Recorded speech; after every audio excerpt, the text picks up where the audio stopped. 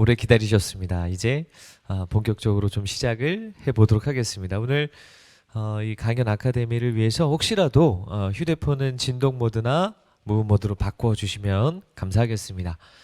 오늘 날씨가 조금 차가워졌는데 이 실내에서 진행이 되다 보니까 아무래도 여러분들께서 좀 편안한 마음으로 오늘 강연을 함께 하실 수 있지 않을까라는 생각이 듭니다.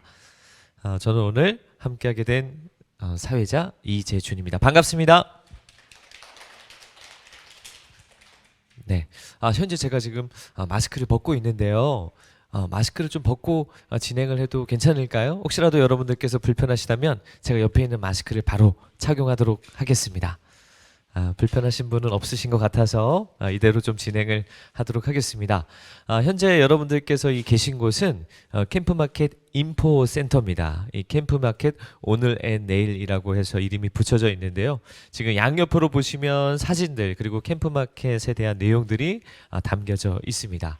오늘 이곳에서 여러분들께 강연이 진행이 되는데 문화가 흐르는 캠프마켓이라고 해가지고 이 80여 년 만에 돌아온 이 캠프마켓에 대해서 의미를 한번 되새겨보고 이 공원 조성 방향과 이 활용 방안에 대해서 시민분들의 생각을 듣기 위해서 인천광역시에서 주최를 하고 진행이 되고 있습니다. 그리고 오늘이 진행되는 이 캠프마켓 아카데미 같은 경우는 여러분들의 그런 이해도를 좀 높이고 이 도시 공원과 도시 숲 등에 대한 사례를 학습하는 시간으로 전문가분들의 강연 프로그램이 진행이 되고요. 8월부터 시작해서 오늘이 벌써 세 번째 시간이 되겠습니다. 오늘은 강연과 그리고 질의응답 시간으로 나누어서 진행이 되는데요. 강연은 약 50분 정도, 그리고 질의응답 시간은 약 10분 정도가 진행이 되겠습니다. 그리고 이벤트가 진행이 되고 있는데요. 온라인과 오프라인 통해서 설문조사에 참여하시면 저희들이 추첨을 통해서 에코백이나 커피 쿠폰을 선물로 드리고 있습니다. 많은 분들의 참여를 부탁드리겠습니다. 자, 그러면 오늘의 중요한 이 강연자분을 소개해 보도록 하겠습니다. 오늘의 강연은 2003년부터 21년까지 시민과 함께 자라는 서울숲 공원 이야기라는 주제로 함께 하겠는데요. 강연자분은 재단법인 서울 그린트러스트 이한아 사무처장님께서 함께 해 주시겠습니다. 오늘 강연자분을 한번 박수로 한번 맞이해볼까요? 박수 한번 부탁드리겠습니다.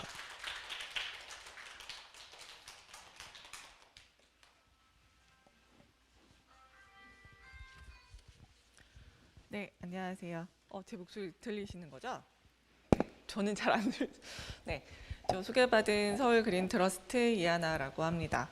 네, 제가 한 50분 정도 선생님들과 함께 이제 서울숲 공원에 대한 이야기들을 들려드릴 건데요. 뭔가 이론적인 얘기라기보단 그냥 서울숲 공원을 어떻게 만들었고 또 시민들이 어떻게 참여해서 어떤 활동들을 했는지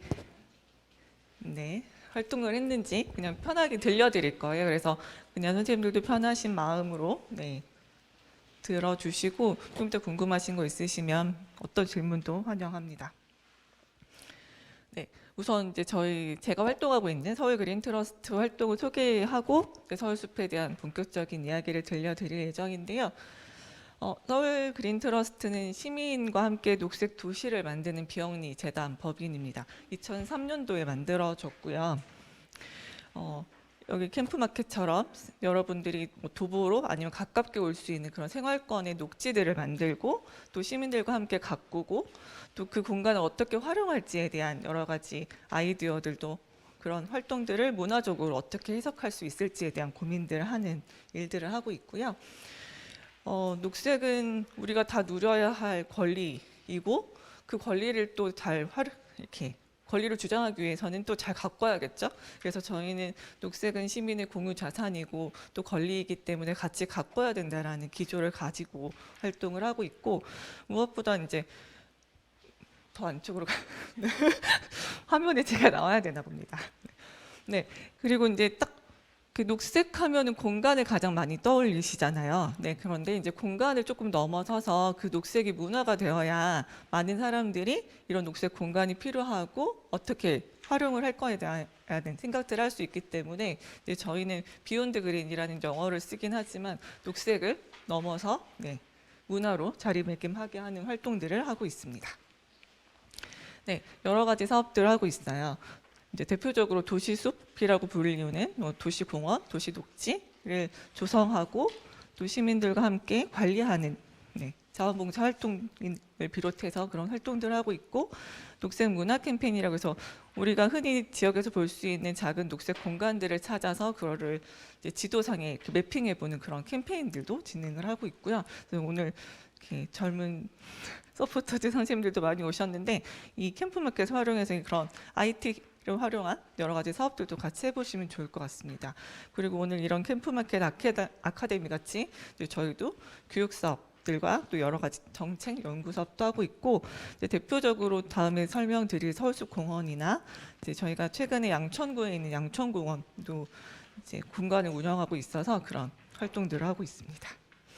사실 기본적으로 서울그린 트러스트는 저희 사업의 목적에 시민의 참여와 봉사를 바탕으로 생활권 녹지를 확대 보존하고 시민들이 쾌적한 도시 환경을 즐길 수 있게 한다라는 게 저희 재단의 미션이에요. 그러다 보니 아마 저도 오늘 이 자리에 불러주신 이유가 그 시민의 참여와 봉사를 바탕으로에 대한 얘기를 하라고 불러주신 것 같아요. 네.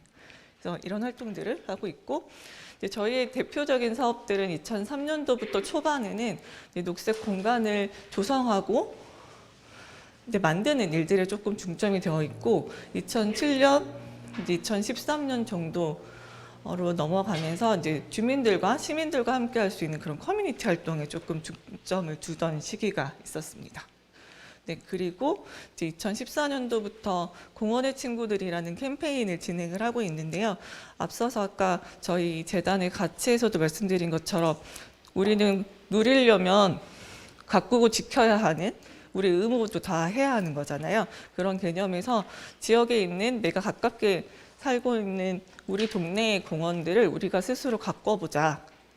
그 가꿔보는 게 이제 자원봉사를 기반으로 하는 캠페인이에요. 그래서 이제 저희는 서울 그린 트러스트이긴 하지만 서울을 넘어서 전국에서 다양한 단체들과 다양한 그 행정 기관들과 함께 이제 공원의 친구들 캠페인을 하고 있는데요. 그거는 선생님들처럼 이제 나중에 캠프마켓에서 이런 프로그램도 참여해 보시면 좋을 것 같은 것이 공원이랑 자원봉사, 일반 시민분들을 매칭해주는 그런 플랫폼 사업이라고 보시면 돼요. 그래서 이제 시민들이 자원봉사를 하면 그 자원봉사 시간만큼 적립금으로 매칭해서 하는 그런 활동들을 주로 하고 있습니다.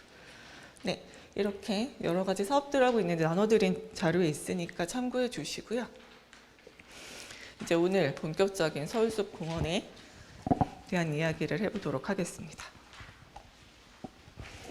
제가 오늘 조금 되게 일찍 왔어요. 그래서 캠프마켓을 정말 어린이 걸음으로 찬찬히 둘러보면서 또 여기 캠프마켓의 역사랑 이런 것들을 이제 보면서 사실 서울숲공원이랑 닮은 부분도 많이 있고 또 서울숲공원의 이런 사례들을 캠프마켓에 적용하면 좋겠다라는 생각들도 조금 들었던 부분이 있어서 자료엔 없지만 그런 부분들 좀 추가해서 같이 말씀드리도록 하겠습니다. 서울숲공원의 개요는 조금 이따 이제 슬라이드 설명드리면서 조금 구체적으로 나올 부분들이어서 나눠드린 자료로 한번 확인해 봐 주시고, 면적은 서울숲은 2005년도 6월 달에 개장을 했습니다. 6월 18일 날 개장을 해서 지금 오픈한 지는 한 15년, 16년 차를 맞이하고 있는 공원이고, 실질적으로 첫 삽을 뜬 건 2003년도부터여서 이제 20년을 맞이하고 있어요. 면적은 35만 평이라고 되어 있지만 조금 이따 이제 지도를 보여드리겠는데 실질적으로 공원으로 만들어진 면적은 지금 이제 캠프마켓이 공원으로 됐을 때 그 면적이랑 비슷할 것 같아요. 15만 평에서 17만 평 사이로 왔다 갔다 하거든요. 근데 아까 여기 자료를 보니까 16만 평 정도 되는 것 같더라고요, 캠프마켓이. 네. 그리고 이제 서울숲도 여러 가지 공간을 큰 4개의 조각으로 나눠서 만들어져 있습니다. 서울숲은 3조 원의 개발 이익을 과감하게 포기하고 시민들을 위한 녹색 공간으로 탈바꿈한 굉장히 이례적인 의미가 있는 공간인데요. 2003년 당시에 그 WHO에서 그 시민들이 시민들에게 필요한 녹색 공간이 9제곱미터라고 해요. 그런데 사실 당시 서울, 지금은 많이 높아졌는데 당시의 서울은 2분의 1 정도, 그래서 4.58제곱미터 정도밖에 되지 않았다고 하고, 실질적으로 서울숲은 서울 안에 동쪽과 북쪽 딱 그 한가와 맞닿아 있는 성동구에 위치하고 있는데요. 서울의 동쪽 북쪽, 그러니까 이제 뚝섬이 서울숲이 있는 지역 같은 경우 2003년도 그 당시만 하더라도 이렇게 녹색 공간 쉼터가 있는 지역이 아니었고, 선생님들은 모르시겠지만 훨씬 이전에 당시에 분들은 이 성수동, 요즘 혹시 서울숲 가보신 분 많이 있으시죠? 그리고 성수동 되게 핫하죠.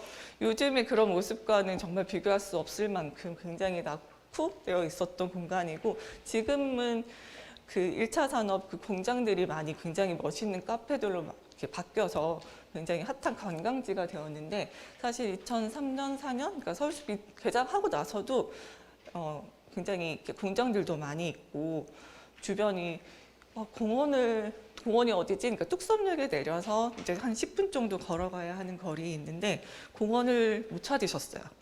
그 공원이 있을 법한 그런 동네가 아니었던 거죠. 네, 그런 이제 굉장히 시민들이 살기가 조금 팍팍한 동네였어서 그럼에도 불구하고 저기가 딱 지금 서울숲이 약간 35만 평이 공원 조성 계획도 상으로 면적이다 보니까 굉장히 남아있는 개발을 할 수 있는 중요한, 이제 아까 3조 원을 포기했다고 했잖아요. 그러니까 3조 원 이상의 예산을 확보할 수 있는 공간인데, 이제 시민분들이 아까 여기 캠프마켓도 1960년? 90년 때부터 이렇게 시민운동으로 반환을 요청하셨다고 하는데, 서울숲에 있는 이 뚝섬 지구도 개발하지 말고 시민들을 위한 녹색 공간을 만들어 달라라고 시민들이 먼저 제안을 당시 서울시한테 했고, 그 서울시가 그걸 받아들인 부지예요.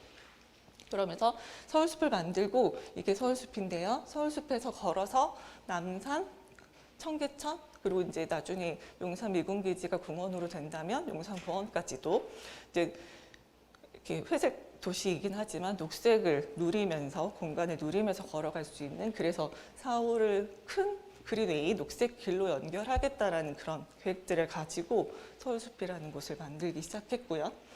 이제 이건 이제 배경이에요.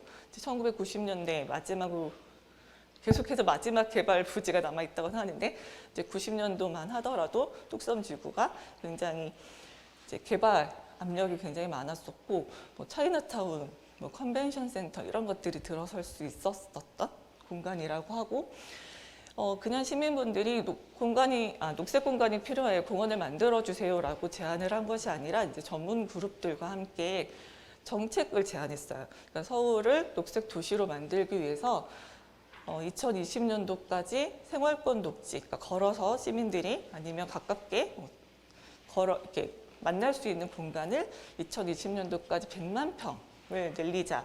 그 안에는 세부적으로 다음 세대를 위한 1평 늘리기라는 이제 캠페인과 함께 그린 비전 2020이라는 정책을 제안을 했고, 그 정책을 서울시가 받은 거죠. 그래서 그 100만 평 중에 첫 번째 35만 평 서울숲을 만들면서 이제 그 사업이 시작이 됐다라고 보시면 될 것 같고요.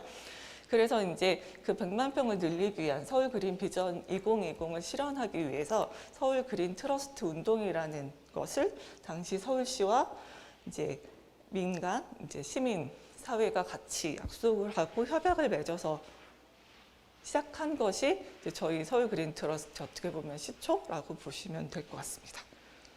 그럼에도 불구하고 저희는 서울시랑 관련이 없는 순수한 비영리 민간단체입니다. 서울숲은 당시에 이제 전문가들이 그린 비전 2020이라는 것을 이제 연구하기 시작하면서 뭐 행정이랑 전문가랑 굉장히 여러 국내외 사례들을 벤치마킹했고, 그 당시에 가장 많이 영감을 얻었던 것이 이제 센트럴파크, 뉴욕에 있는 센트럴파크라는 공원이고요. 센트럴파크는 뭐 뉴욕의 대표적인 공원이기도 하지만 그냥 미국하면 떠오르는 거, 그리고 공원을 넘어서 그냥 미국에 가면 센트럴파크는 가봐야 하는 그런 공간이 된 거잖아요.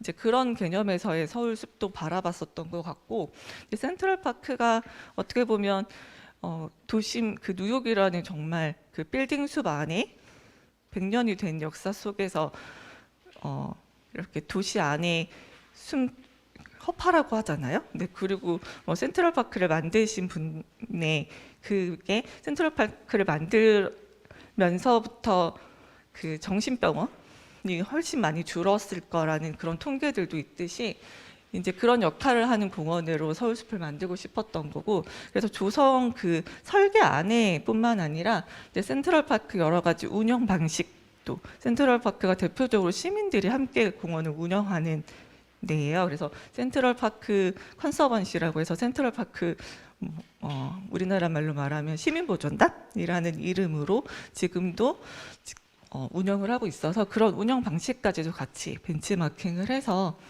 서울의 센트럴파크를 꿈꾸며 이 서울숲을 만들기 시작했고, 그래서 서울숲이 이게 지금 이제 서울숲을 어떻게 만들지 공모를 통해서 선정됐던 당시의 동심원이라는 설계사무소의 작품이고, 그 부분에 이제 방향을 정리한 부분인데요. 자연과 함께 숨쉬는 생명의 숲, 시민과 함께 만드는 참여의 숲, 그리고 누구나 함께 즐기는 기쁨의 숲이라는 컨셉으로 이 공간, 이 삼각형으로 되어 있어요, 서울숲이. 근데 실질적으로 이렇게 이 삼각형 전체가 35만 평이고요. 서울숲을 와보셨다고 하니까 서울숲이 성수대교라는 큰 다리를 가로해서 이렇게 사각형으로 잘려 있고, 실질적으로 좀 움직여도 되는 거죠. 여기가 삼표 레미콘이라는 공장이 있고, 서울숲은 특이하게 정수시설, 지금 서울의 시민들이 먹는 수돗물을 만드는 정수장 시설도 같이 있거든요. 그래서 그런 시설들을 제외하고 나서 공원이 17만 평이라고 보시면 될 것 같아요. 네, 그래서 이제 그 생명의 숲이라는 컨셉으로 설계자분도 그렇고 이제 설계 이후에 공원을 이용하는 우리들도 마찬가지고, 그 컨셉을 여기 하단부에 보시면 이렇게 빗살무늬로 되어 있는 생태숲이라는 공간이 있어요. 생태숲은 조금 이따 사진으로도 잠깐 보실 수 있는데 일반 시민들, 그러니까 우리는 접근이 불가능한 공간이에요. 그러니까 말 그대로 보존을 하는 공간이라고 보시면 될 것 같고, 서울숲은 100% 인공숲이에요. 네. 그래서 저도 2005년도 서울숲 처음 개장하기 전부터 일을 했는데, 그때 서울숲이랑 지금 20년 뒤에 서울숲은 굉장히 많이 다르거든요. 2005년도에 가장 많은 민원 전화가 숲이라면서 어디에 숲이 있냐라는 거였어요.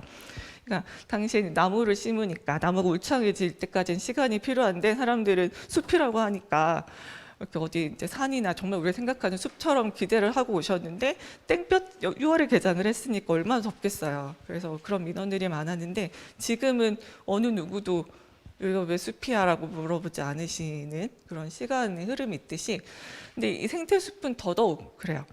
그리고 이제 최소한의 관리 인력만 들어가서 동선만 만들고 일반 시민들이 접근할 수 없는 공간이고, 설계자분이 도심안의 밀림처럼 사람들은 위에서 관람을 하게 되어 있고, 안에는 정말 다양한 야생동물이 다닐 수 있는 컨셉으로 만들어져 있어서, 저 생태숲 중간에 가면 서울숲 주변이 굉장히 고층 빌딩이 많이 있거든요.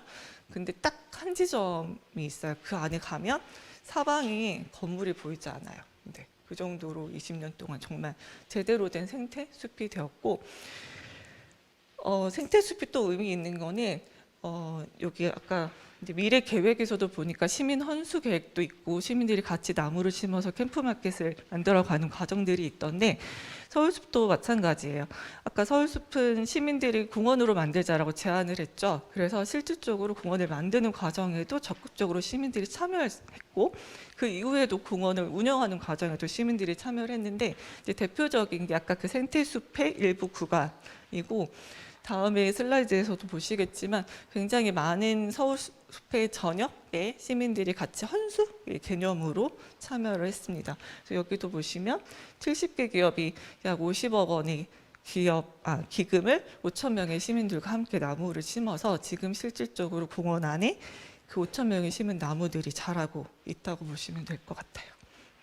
이제 그래서 실질적으로 어떻게 보면 굉장히 공원을 만드는 과정이 설계자가 설계대로 만드는 사람은 만드는 사람대로 또 이용하는 시민들은 다 이제 짠 오픈했습니다 오세요 개장 행사하고 그때부터 이용을 하게 되는데 서울숲은 그런 방식이 아니라 굉장히 혁신적으로 모든 과정에 그 모든 이해 관계자들이 같이 했다라는 점이 조금 다른 부분이었던 것 같아요. 그래서 그런 부분들이 충분히 설계 안에서도 같이 녹아 들어갔다라는 게 중요한 부분이고요.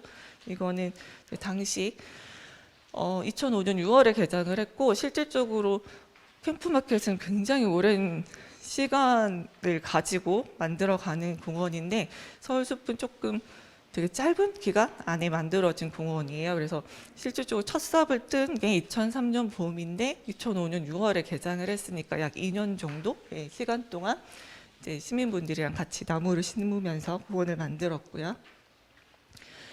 네, 이게 이제 삼각형의 서울숲이라고 보시면 시민분들이 같이 나무를 심었던 공간을 표시한 거예요. 공원의 전체적인 부분에 많이 흩어져 있죠. 네. 근데 이제 5천 명의 이름을 다 쓸 수는 없어서 대표적으로 이제 후원 기업들 당시에 참여했던 70개 기업들을 구역으로 나눠본 거고요. 굉장히 서울숲 전역에 그런데 안타깝죠. 생태숲은 사람들이 들어갈 수가 없어서 내가 심은 나무를 안내판에 있는 이름으로만 확인을 할 수 있어서 근데 조금 이따 사진으로 보시면 네. 이게 이제 서울숲이 만들어지기 전에 그러니까 이게 이 자료가 서울숲의 건설백서라고 해서 서울숲의 이제 모든 만드는 과정을 기록해 놓은 이렇게 두꺼운 책자가 있는데 그 중에 이제 일부를 발췌한 건데요. 당시 공원을 만들기 전에 모습이 이랬다고 하고 아래는 이제 만들어가는 과정, 이 당시에 2003년에서 2005년도에 같이 나무를 심었던 가족들의 모습. 저 친구 지금 한 6, 7살 정도 됐을까요? 네. 이제 저 친구들이 지금 20대 중후반이 되잖아요. 그래서 1년에 한 두세 분 정도는 항상 연락이 오세요. 내가 그 당시에 우리 아기가 태어나서 기념으로 나무를 심었는데 이제 성인이 된 거죠. 네, 그래서 한번 우리 손자 손녀랑 같이 나무를 보고 싶다. 아니면 나무를 그때 심고 외국에 갔다가 오랜만에 왔는데 나의 추억을 한번 보고 싶다 이런 기념으로들도 오시고 근데 그 당시에 이제 내가 심은 나무를 직접 찾을 수는 없어요. 네, 그냥 근데 그 공간 안에 이름과 어떤 나무를 심었는지 이런 정도의 이제 아카이빙이 되어서 안내판 형태로 되어 있고 돌멩이로 되어 있는 부분도 있어서 거기에서 내 이름, 우리 가족의 이름을 찾으면서 이제 기쁨을 느끼시고 가는 수준으로 되어 있고요. 네, 2018년 그러니까 첫 삽을 뜬 2003년도에 첫 삽을 뜨고 15년 정도 이제 지난 후에 서울숲의 모습을 이제 그 드론으로 찍은 건데요.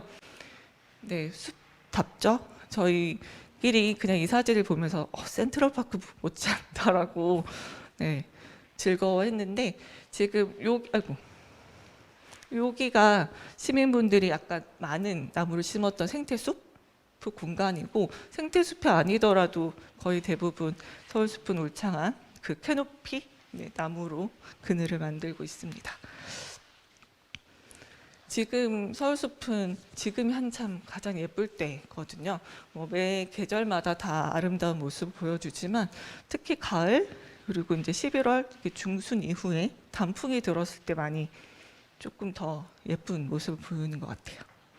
그리고 서울숲은 센트럴파크도 그 옆으로 강이 흘러서 원래 물과 생태적인 부분은 굉장히 밀접한 관계가 있어요. 근데 서울숲도 여기는 한강이고 저쪽은 중랑천이에요. 그래서 천과 강이 만나는 요충지에 공원이 만들어져 있어서 그 생태적으로 환경적으로 굉장히 중요한 위치에 있습니다. 그래서 야생동물들도 많이 있고 새도 굉장히 많이 있고요. 그래서 2010년도인가 도시에서 그 바이오 블리츠라고 아세요? 24시간 동안 생물 그 다양성 탐사하는 거를 도시 안에 서울숲에서 처음 했었거든요. 그런데 그때 참여했던 여러 전문가들이 굉장히 놀라면서 네, 인공으로 만들었고 정말 도심 한복판에 있는 곳인데도 그 새나 곤충이나 이런 것들이 많이 발견이 되어서 놀랐던 적이 있습니다. 네, 이거는 전반적으로 한번 그냥 보시면 좋을 것 같고, 제안하는 과정부터 만드는 과정에 굉장히 적극적으로 시민들, 선생님들처럼 네, 이렇게 뭐 전문가뿐만 아니라 일반 시민들 그리고 그 공원을 이용할 사람들이 굉장히 여러 가지 방식으로 그 참여를 했던 것들을 보여드리기 위해서 네, 정리를 해봤습니다. 네, 그래서 조성 과정부터 시민이 제안을 하고 참여해서 이제 사실 서울숲이 또 다른 이렇게 공원을 만드는 과정에서 조금 좋은 사례로 보여지는 것들이 사실 공원을 만들고 아까 처음 제가 중간에도 말씀드렸는데 대부분의 공원은 개장식이라는 걸 하면서 개장했으니 이제 오세요 하고 시민들을 맞이하는 게 기본 방식인데 어떻게 보면 서울숲은 그 공원을 만들면서 삽을 뜨고 나무를 같이 심으면서 이후에 공원을 어떻게 활용할까? 시민분들이 어떤 것들을 여기서 하고 싶을까? 그러면 우리가 직접 얘기를 해볼까라는 거를 미리 염두에 두고 운영을 어떻게 할 거냐에 대한 계획부터 조성 과정에 했던 게 조금 특이한 사례이고 요즘에는 그런 게 많은 것 같아요. 네, 캠프마켓 아카데미에서 이런 얘기를 제가 하는 것도 그렇고 뭐 다른 지자체나 다른 곳에서 공원을 만들 때 운영에 대한 부분들을 많이 이제 염두에 두시고 이제 설계하시는 분들도 그냥 이렇게 멋진 그림을 그리는 게 아니라 이 공간을 어떻게 시민들이 이용할 거냐에 대한 이제 시뮬레이션 이런 것들을 많이 하면서 설계를 하시는 방향으로 많이 바뀌었잖아요. 이제 근데 당시만 하더라도 서울숲은 그런 게 조금 부족했었는데 이제 노력을 한 거죠. 네, 그래서 서울숲은 제안을 시민이 했고 만들기도 시민이 했으니 그럼 운영도 시민이 하면 좋겠다라는 생각으로 당시 서울시랑 이제 서울그린 트러스트가 그 당시에 이제 같이 시민 사회를 좀 대표하면서 같이 파트너십 협약을 맺으면서 공원을 그럼 같이 한번 운영을 해보자라는 계획을 세웠어요. 근데 이제 시민 사회도 어찌 보면 그렇게 대형 큰 공원을 만들어지고 운영하는 게 처음이니까 당시에는 시민들이 잘할 수 있는 거, 시민사회가 잘할 수 있는 거, 그리고 행정이 잘할 수 있는 것들을 역할을 나눠서 같이 서로 윈윈할 수 있는 방법들을 고민을 했고 당시에 서울시 같은 경우는 공원을 만들고 관리해 본 경험이 많이 있잖아요. 그러니까 시설이나 뭐 조경 관리는 시가 그런데 시민사회는 조금 더 말랑말랑하니 아이디어도 많고 네, 프로그램이나 자원봉사 활동들을 더 집중할 수 있고 잘할 수 있으니 그런 부분들은 그러면 시민사회가 하는 게 어떨까 해서 그리고 홍보나 또 프로그램을 하려면 사실 공간을 활용해야 되잖아요. 그러니까 그런 부분들은 같이 그래서 역할을 나눠서 진행을 했고 그 처음에 센트럴파크를 꿈꿨을 때 조경적인 부분뿐만 아니라 운영 방식도 고민을 같이 했다고 말씀드렸잖아요. 그래서 점차적으로 단계별로 센트럴파크 컨서번시의 모델처럼 시민들이 정말 공원을 운영할 수 있는 단계까지 한번 가보자라고 해서 실질적으로 공원이 오픈하기 전에 이미 서울시랑 이제 시민사회가 같이 이렇게 단계별로 목표를 좀 설정을 했던 부분들이 있었습니다. 그래서 참고하시면 될 것 같아요.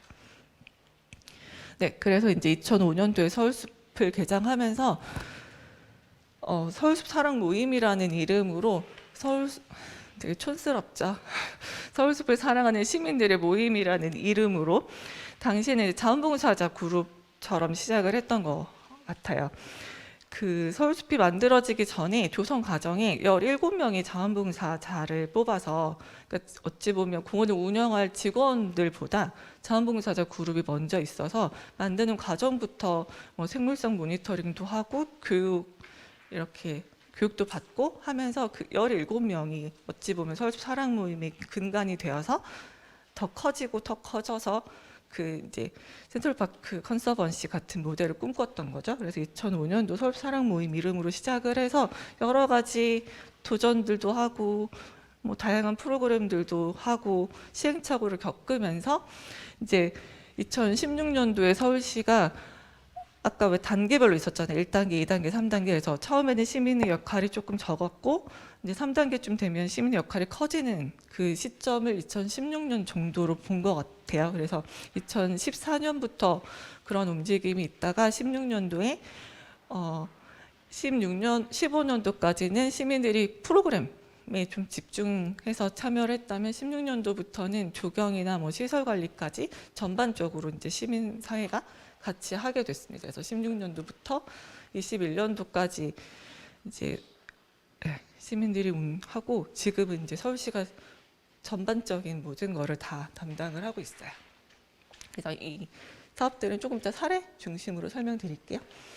네, 그래서 서울숲은 서울숲이 10년 되던 해 2005년도에 개장했으니까 2015년도에 서울숲을 10년을 돌아보는 심포지엄을 진행했었어요. 어떻게 보면 이제 시민사회가 참여해서 같이 운영을 하는 공원이다 보니까 조금 또 차별된 부분이 공원 생일 파티하는 거 보셨어요? 월드꽃 공원 생일 언제인지 아세요? 잘 모르시죠? 우리 나중에 캠프방켓도 언제 개장하고 나면 그 생일 파티 꼭 하시면 좋겠는데 서울숲은 매년 생일 파티를 했어요. 그러니까 뭐 크게 하든 작게 하든 저희끼리 뭐 초를 꽂든 해서 그 서울숲이 태어난 2005년 6월 18일 시민들한테 이제 인사를 했던 그 날을 좀 기념하고 있는데 이제 그런 개념으로 진행을 하다가 이제 10년이니까 10살이니까 청소년기를 맞이하며 조금 다르게 해보자 해서 10년을 이제 과거를 되돌아보고 앞으로의 10년을 이렇게 내다보는 그런 심포지엄을 진행했었는데 당시의 설계자가 이제 동심원의 설계자분은 서울숲뿐만 아니라 여러 공원들을 많이 설계해 보신 분인데도 내가 설계했던 다른 공원들과 서울숲의 차별화, 그러니까 다른 점은 이제 시민들이 함께 주체적으로 했더라는 부분들 때문에 시민에게 주어지는 시설로서의 공원이 아니라 시민이 참여해 만들고 가꾸는 그런 대상으로서의 공원이어서 서울숲은 좀 다르다라는 말씀을 해주셨고 어떻게 보면 이게 시민들이 참여해서 만든 공원의 가장 큰 장점이고 가치인 것 같아요. 그래서 이 부분에 넣어봤습니다. 이제 구체적으로 사실 저는 이제 조성을 하는 전문가는 아니거든요. 실질적으로 공원을 어떻게 시민들과 함께 재미있게 즐겁게 잘 활용하고 거기서 즐거운 활동들을 만들어 갈까에 대한 운영에 좀 더 전문가다 보니까 이제 이 부분부터는 공원 운영의 선생님들처럼 뭐 자원봉사로 아니면 서포터즈로 뭐 전문가로 운영자로 참여했을 때 해볼 수 있는 여러 가지 아이디어들 그리고 이 모든 아이디어들이 어떻게 보면 캠프마켓을 만들어가는 그 과정 중에 다 해보실 수 있는 것들이어서 한번 소개를 시켜드리려고 합니다. 이 부분은 사실 운영에 대한 부분에 있어서 많이 넣지 않는 부분인데 캠프마켓의 부산에 있는 시민공원, 그러니까 미군기지가 바뀐 하야리아가 시민공원으로 바뀐 내용도 그렇고 그 기존에 있던 시설들을 어떻게 공원으로 흡수를 시키고 그걸 활용할 거냐에 대한 고민들이 되게 많이 있더라고요. 용산도 마찬가지잖아요. 그래서 서울숲도 뭐 미군기지의 그런 시설들과 조금 의미는 다르겠지만 굉장히 역사가 있는 공간들이에요. 근현대 시설에서. 그래서 그걸 어떻게 활용하고 있는지를 좀 보여드리려고 넣었고요. 서울숲 생일날 서울숲에 있는 말 동상에 꽃갈콘, 아니 꽃갈모자 쓰고 이렇게 그냥 소박한 생일 파티를 합니다. 서울숲의 과거는 뚝섬, 그러니까 지금도 뚝섬이라는 말을 쓰고요. 뚝섬역도 있고요. 그러니까 서울숲이 있는 그 부지가 뚝섬이라고 하고 뭐 조선시대 이전으로 조선시대까지도 그 역사는 올라갑니다. 그래서 임금이 사냥했던 곳이기도 하고요. 그 깃발을 꽂았던 곳이어서 뭐 뚝섬이라는 얘기도 있고 그리고 바로 앞에 한강이 있잖아요. 그게 압구정동이랑 같이 맞닿아 있어서 이렇게 뭐 물건을 실러 나르는 그런 무역의 장소였다는 것도 있고 근데 그런 옛날 역사 말고 최근에 이제 뭐 90년대, 80년대 그때 당시로 돌아가 보면 서울숲이 저렇게 삼각형 안에 굉장히 다양한 근현대 시설들이 있습니다. 우선은 저기 맨 위에 그 성동구 성수동에 그 시민들의 생활 하수가 모이는 유수지가 있어요. 네, 공원 안에.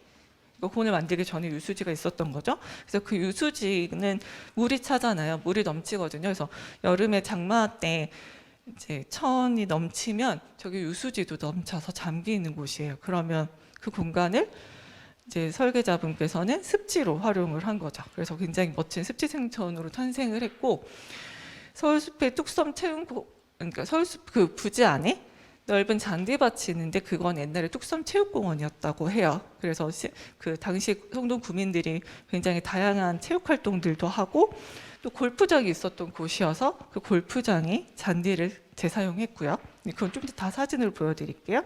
그리고 서울의 첫 번째 제1 정수장이 있었던 곳이에요. 그래서 그 정수장의 시설들이 지금도 남아 있고 그 일부 철거된 시설들은 또 재사용을 했고, 네, 교통광장이 있어서 그 교통광장은 도로로 활용을 하고, 이제 삼표 부지는 아직 이사를 가지 않아서 그대로 남아 있고, 이런 네, 과거의 이야기들이 있고요.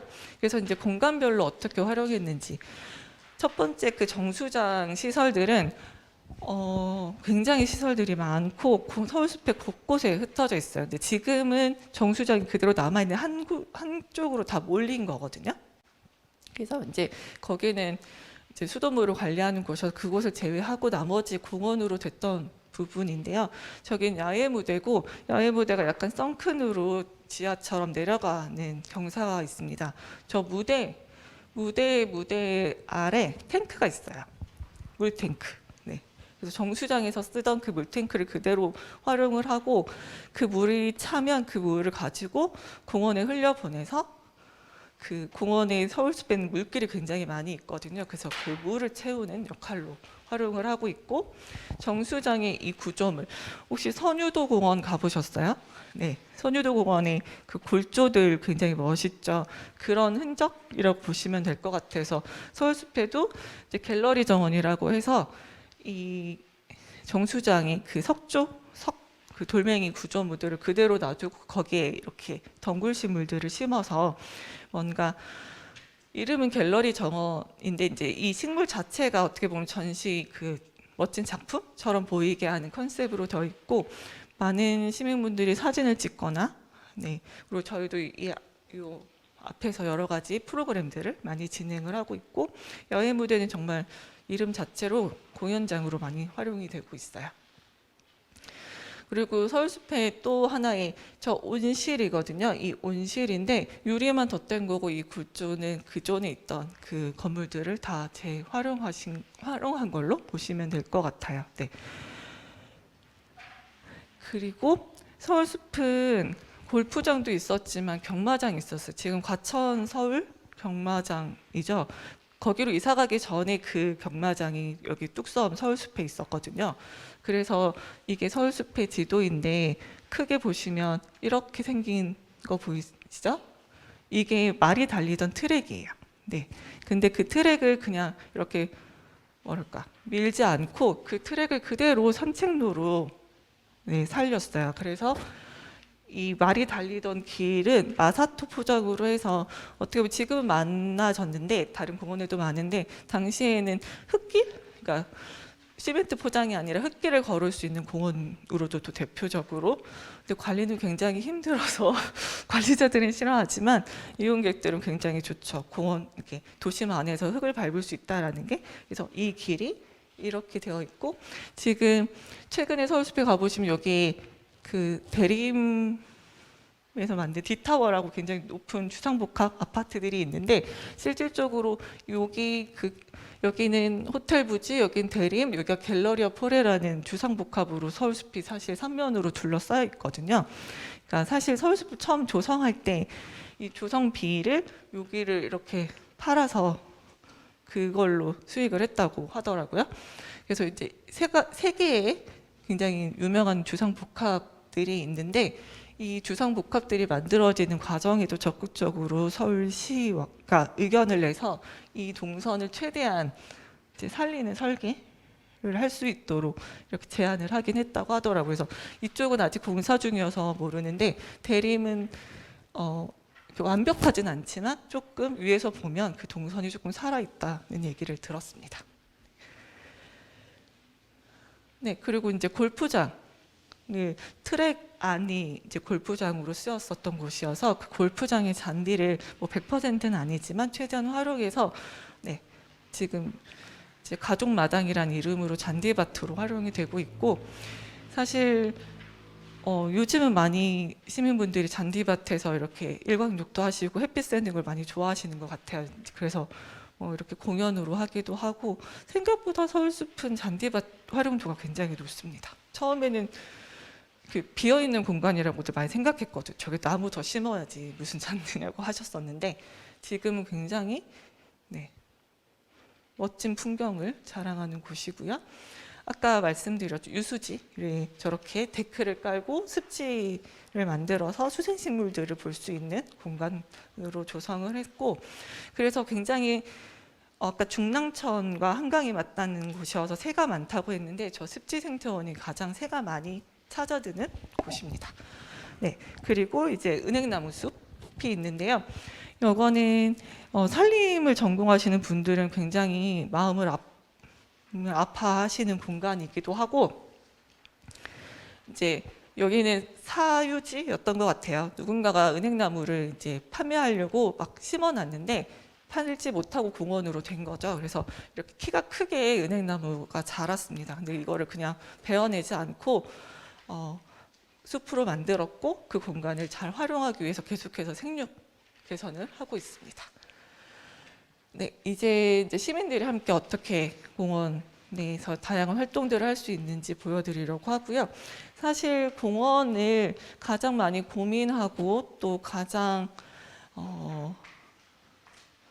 집중할 수 있는 뭔가 누군가의 주체가 있어야 될 것 같고 사실 공원을 관리하는데 운영하는 데 있어서 장기적인 계획을 하기가 굉장히 어렵고 많이들 행정에선 하기 어려워하시는 것 같더라고요.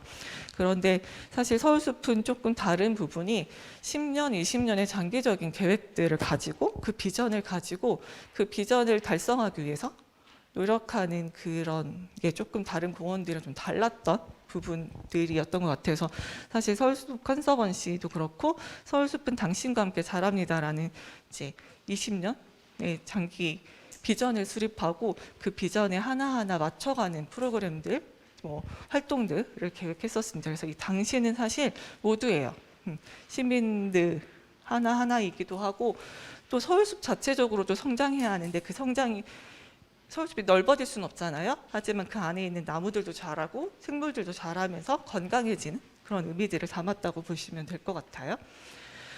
서울숲은 이제 자원봉사 활동이 굉장히 많이 이루어지고 있습니다. 아까 처음에 기억하세요? 제가 17명의 자원봉사 활동으로 시작했다고 했는데 이제 매년 연 1만 명 이상의 자원봉사자들이 서울숲에서 활동을 하는 자원봉사 어떻게 보면 어떤 분은 늪이라고 표현을 하셨어요. 서울숲은 한번 들어오면 빠져나갈 수가 없다라고 농담 삼아 말씀하시는 분들도 있는데 이제 지속적으로 내가 하는 활동들이 서울숲을 건강하게 하고 또 서울숲의 다른 시민들에게 좋은 기회가 된다라는 것을 느끼면서 그냥 스스로들 많이들 하시고요.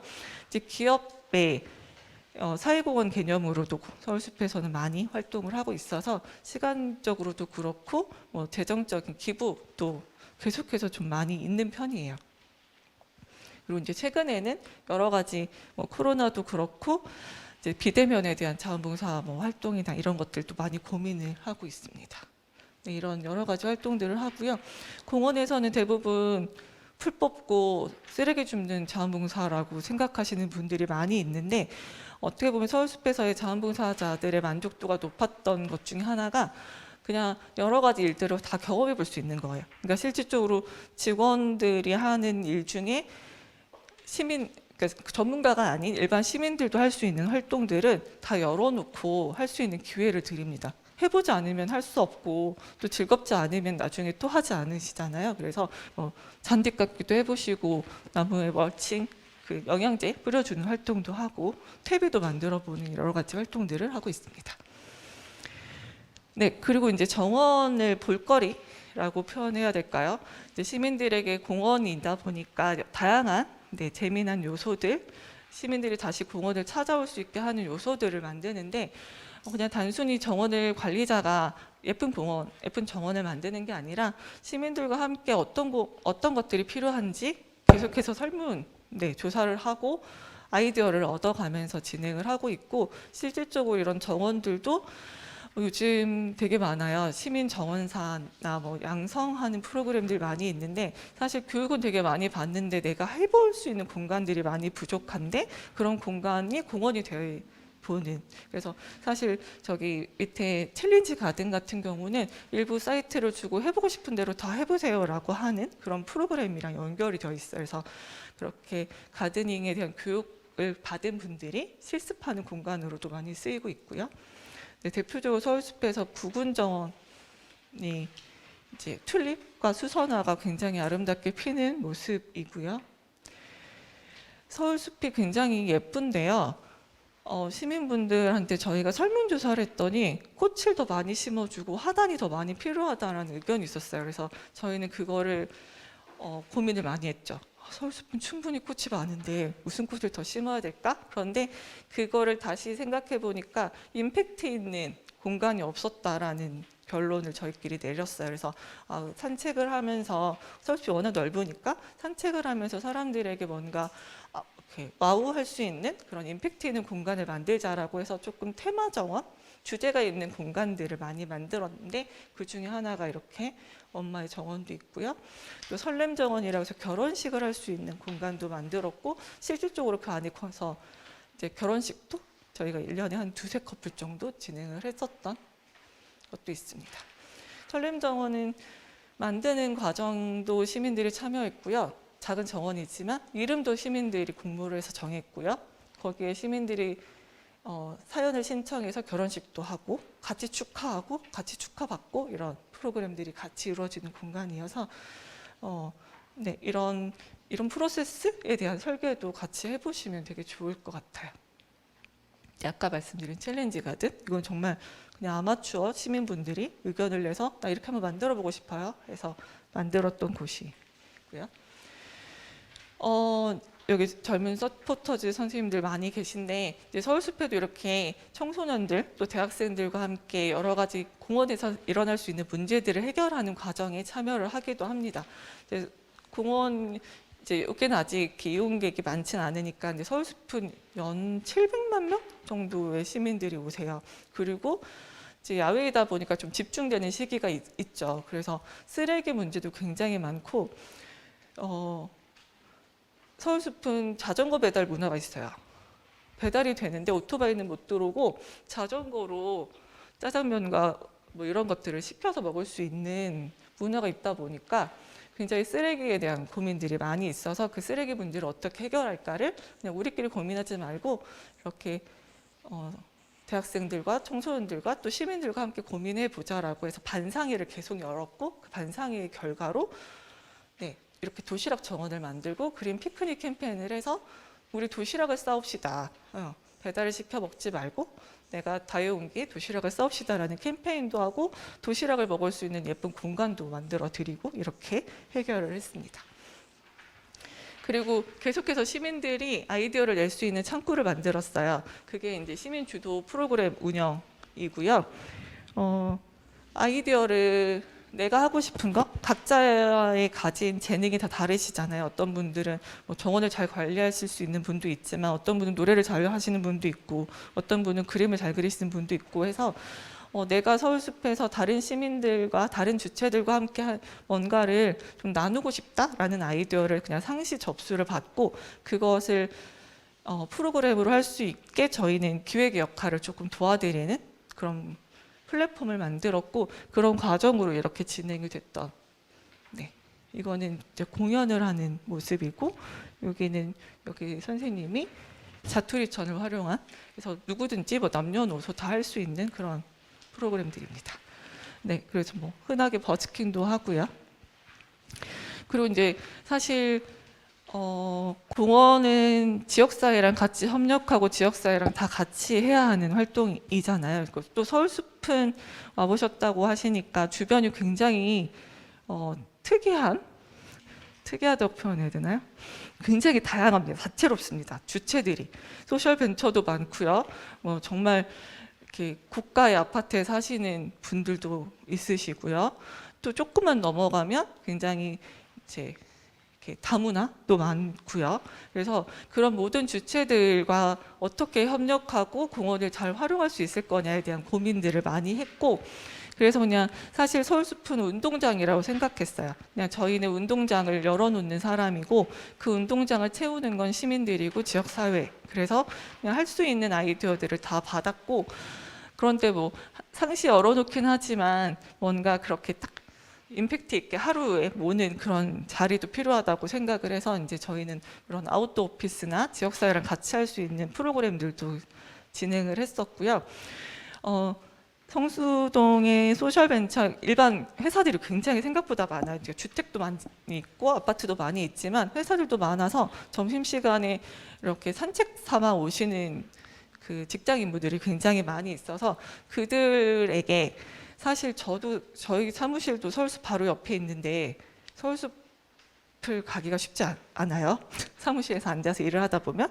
그래서 우리가 서울숲 주변에 일을 한다면 서울숲을 최대한 즐기게 해주자라는 의미로 서울숲을 하루 동안 사무실처럼 꾸몄어요. 그래서 그분들이 와서 일도 하고 회의도 서울숲에서 하고 점심도 같이 먹으면서 넓은 아까 그 도시락 정원에 테이블 깔아서 같이 점심 먹고 네, 수다 떨고, 그리고 내가 가진 뭔가 재능을 가지신 분들은 점심 먹고 잠깐 요가 타임을 내가 해주고 이런 식의 프로그램들을 진행을 했던 게 아웃도어 오피스여서 여기 캠프마켓도 이 주변에 이런 환경들을 잘 분석해서 네, 그런 프로그램들을 하나 잘 개발해 보면 좋을 것 같고, 저희가 했던 것 중에 또 하나는 직장인들을 위한 저녁 프로그램이에요.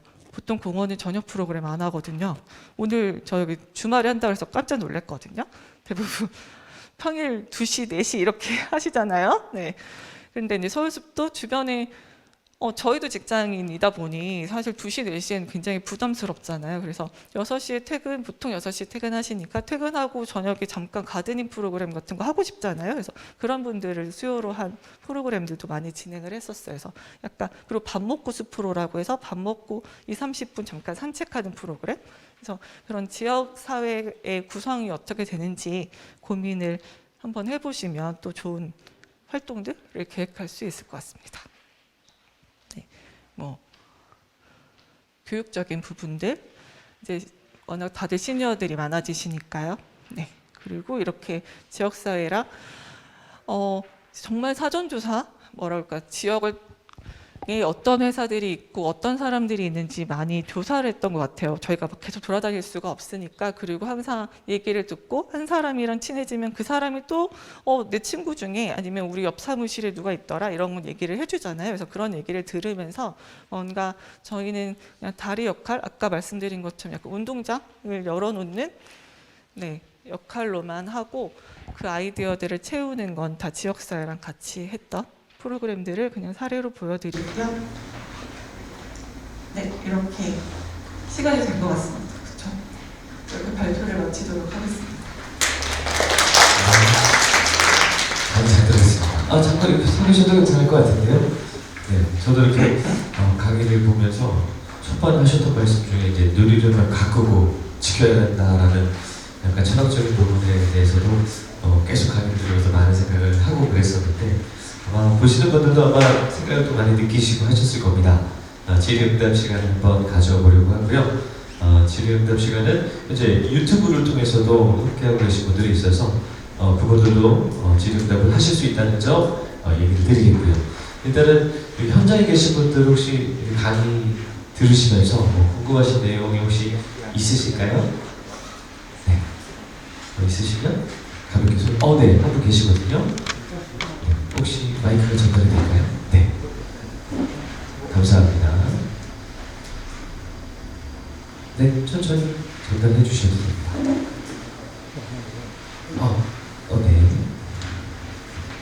이상 일단 감사드리고요.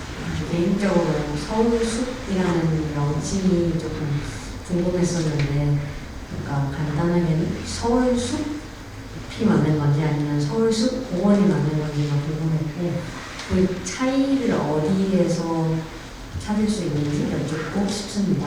감사합니다. 네.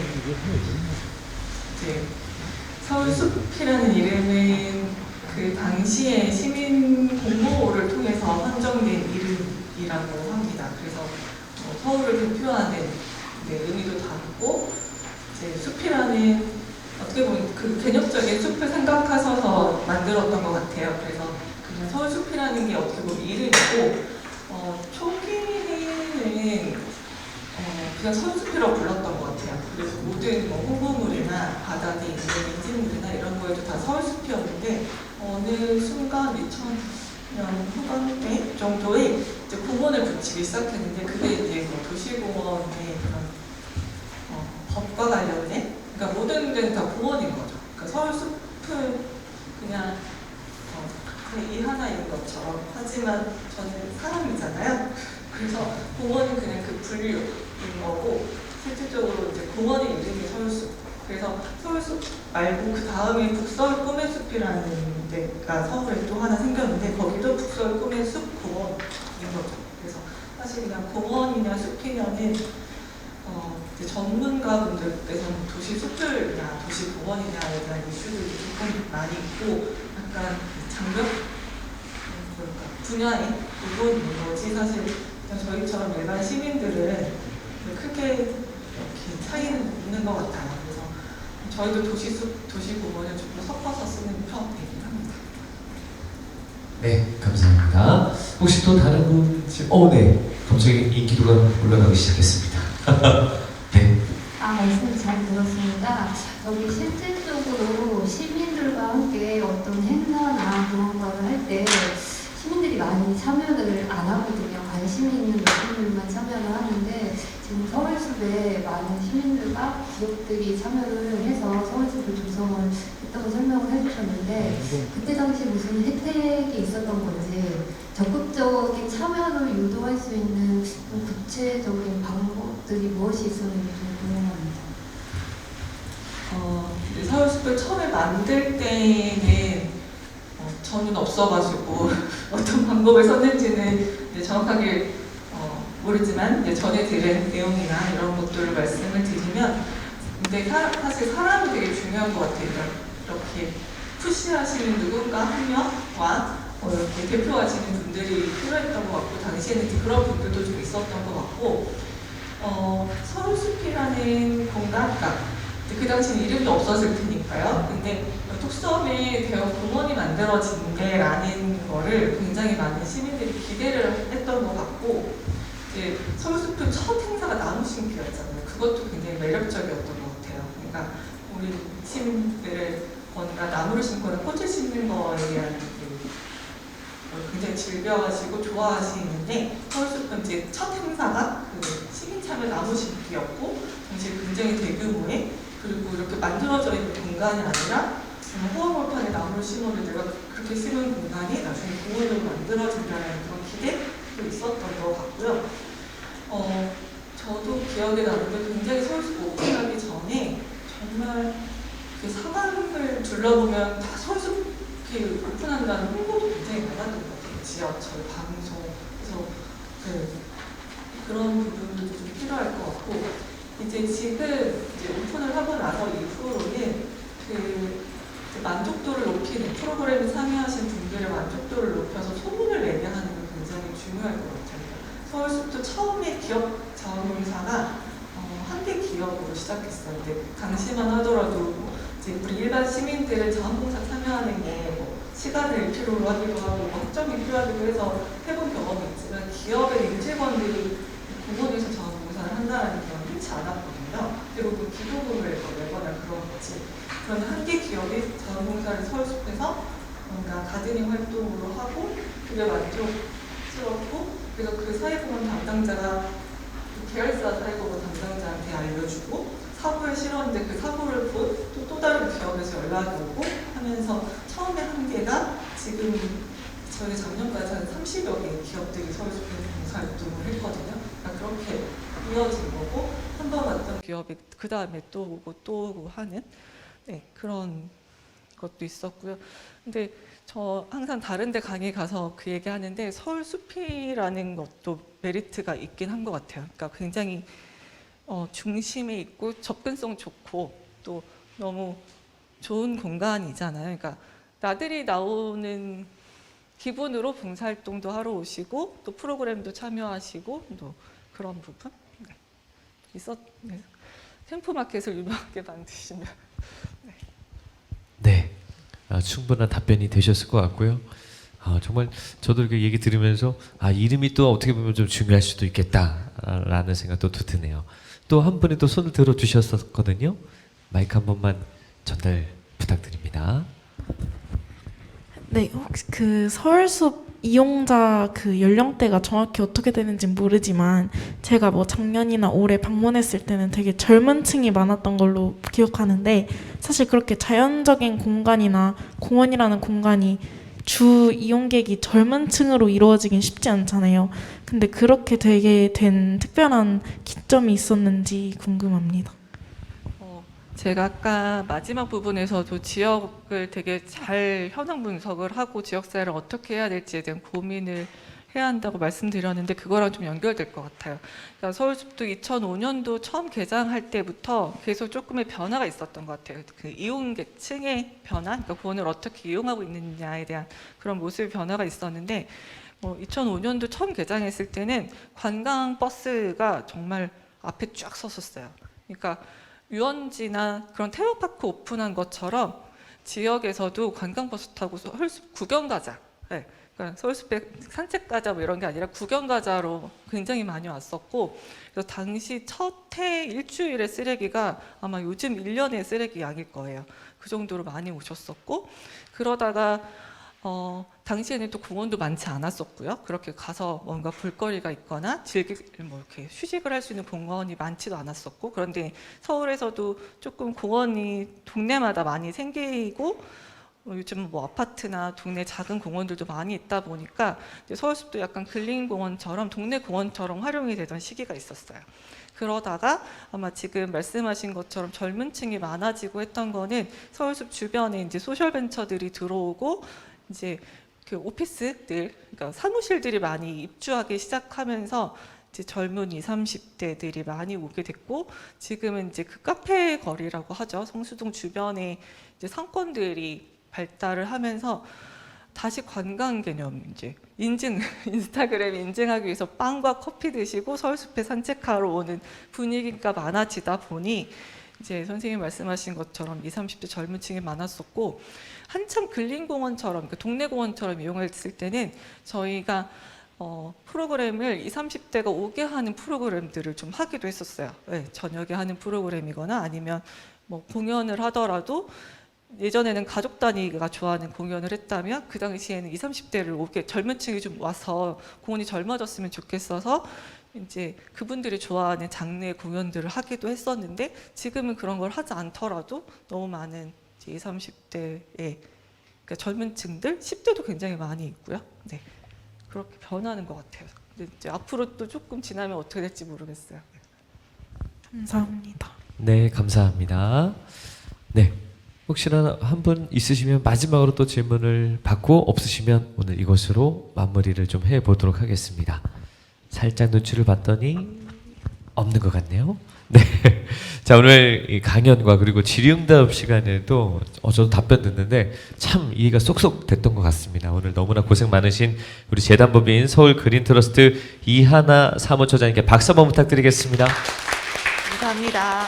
네, 감사합니다. 네, 나오셔도 괜찮습니다.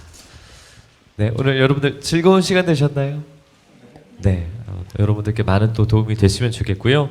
또 이 문화가 흐르는 캠프마켓 행사는 캠프마켓을 알리고 또 활용 방안에 대한 시민분들의 의견을 수렴하기 위해서 시작을 했습니다. 인천시 캠프마켓과에서는 앞으로도 찾아가는 캠프마켓 시민소통의 날 그리고 시민 공론화 등 다양한 시민 참여 과정을 추진할 계획이고요. 그런 과정을 통해서 시민들의 의견을 반영하고 수렴해서 시민이 원하는 시민 문화공원을 달성하고자 합니다. 구체적인 내용은 캠프마켓 홈페이지나 언론 보도 등을 통해서 알려드릴 예정이고요. 지속적인 관심과 참여를 부탁드리겠습니다. 그리고 11월에는요, 앞으로 2회 캠프마켓 아카데미가 더 있습니다. 12일과 19일 토요일입니다. 도시가 공원이다. 도시숲을 거닐다라는 주제로 강의가 있으니까요. 많은 분들 참여를 부탁드리겠고요. 이곳이 캠프마켓 인포센터, 캠프마켓 오늘의 내일인 거 알고 계시죠? 와 주셨으니까 한번 둘러보시고 가보시면 좋을 것 같습니다. 오늘 함께 해주셔서 감사드리고요. 다음에 기회가 되면 또 뵙도록 하겠습니다. 감사합니다.